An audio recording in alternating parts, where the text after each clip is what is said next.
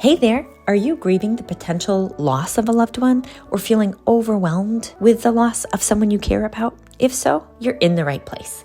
Lisa Hartung here, and this podcast is designed to guide you through topics surrounding death and dying. We'll dive into multifaceted aspects of grief, offering you a blend of personal stories, expert insights, and practical advice for your grief journey.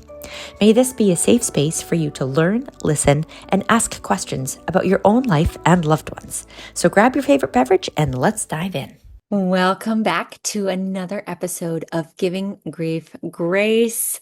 I hope that you're having a wonderful day, and I am just feeling like my cup is full. We've been traveling a lot this summer, and I have been up at my family's summer house. I'm from New England, so in New England we call them camps.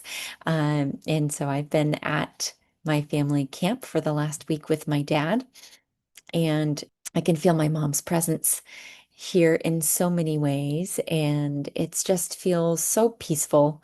I always think about the movie with Reese Witherspoon, The Sweet Home Alabama, where Reese Witherspoon lives in the city and she's doing it all, and then she comes home and she just is truly herself. It's just really relaxing to just be in a space where we don't have to be in public and we can just enjoy being a family and having some private time on the lake and just enjoying being together. And thinking about this today was a really interesting day because we went to the Coastal Maine Botanical Gardens for a midsummer garden party.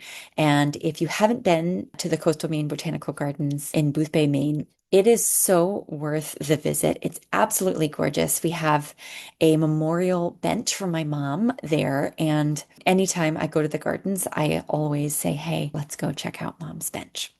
So we go to mom's bench, which is in the Riser Woodland Garden, I think, or the Riser Shade Garden, something like that.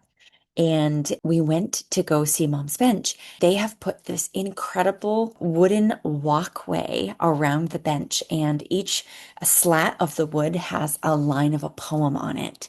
And then right next to the bench, there's this little plaque, and there's a song that can play as you're standing in this woodland garden. It's just really peaceful, really healing. It's all about just sitting and relaxing and enjoying the present and celebrating life. And what a gift to be able to see that. And I hadn't been to the gardens for about a year because I don't live in the same state. And so seeing what they've done with the woodland garden is just so special, and check it out if you haven't already. Go say hello to the Emily Doe Cartung bench in the Riser Garden. Just enjoy sitting in nature and listening to the music. It's just such a perfect spot, and my mom would be so happy. So grateful for that and for the gardens for providing all that they do. The part of tonight was talking about the future of the gardens and how they're now going to be open year round, and there's going to be a glass house. And I'm just super excited and know that mom would love that too. That was just icing on the cake. The whole family got to go. So that was really fun. Or I should say my whole family, my husband and my kids and my dad and his partner. That was really fun. And then one thing that I've been thinking about, and maybe you feel this too whenever you go home and visit, if you don't live in the same town or the same city that you grew up in, whenever you go home, it's always about catching up with people. All of the friends and the family members that you want to see, and it feels like there's never enough time. And especially as you are with aging people or sick loved ones, you never know when it's going to be your last goodbye. And this is something that has been obviously for those listeners who are new, my mom died of pancreatic cancer almost 4 years ago. And we knew the end was near. We didn't know when it would be. And so every goodbye is so important. And maybe you feel the same, but think about people that lose loved ones suddenly and they didn't know it was going to be the last goodbye. And many times we don't know it's going to be the last goodbye. And so thinking about how we can leave relationships, whether it's a phone call or an in-person meeting or a text message, whenever you're departing from that relationship for the day or for a while, how can you leave feeling okay if that was the last time that you spoke with that person or that you spent time with that person? Would that be okay? And I want you to feel good about that. I want you to feel like, okay, maybe you said something that you regret. Let them know. It's never too late to say I'm sorry, or it's never too late to say I love you. Just knowing we talk a lot about being present. And so as we're saying goodbye to our loved ones, and again, maybe it's just, hey, I'm going to see you later, right? I'm going to see you next week. But we don't know if we really will see them next week. Obviously, we all plan on it, but life sometimes has different outcomes. And so are you okay with how you left things today? And if not, call them up, tell them, tell them how you feel. And this really resonates because, so my grandpa is 97. We are in Maine because he is getting an award for being the oldest resident in Manchester, Maine, which is the town that he has lived in, for 97 years. And this is a really special award. And we always call it Grandpa's holding court because he's got all of these women friends that come and hang out with him.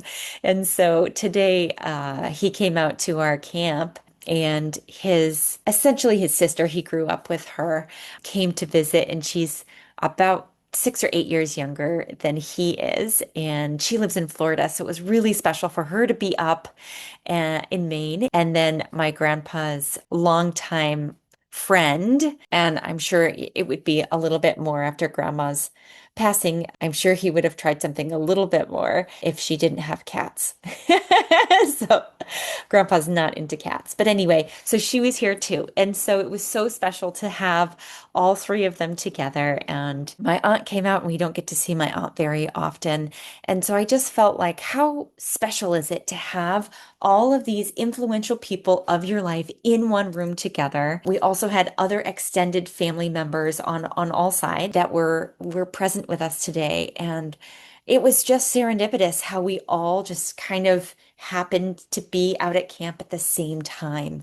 And I got choked up as I was saying goodbye because you never know if it's going to be the last goodbye.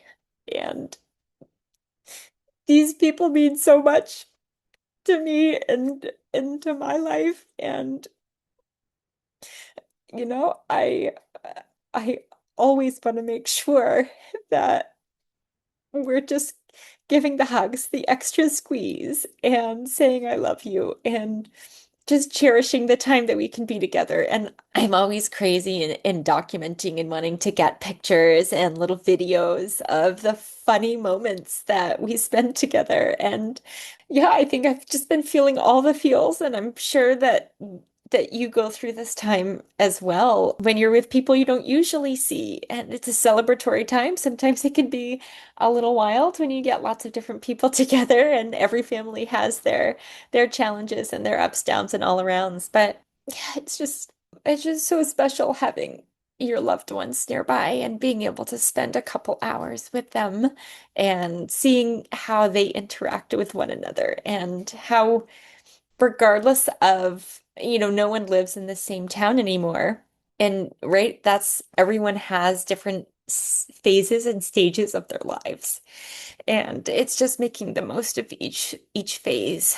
Yeah, and I think this trip to Maine has been also hard because I'm noticing a decline in my dad's health. And that's been a challenge because after losing my mom, I feel like I'm always waiting for that other shoe to drop.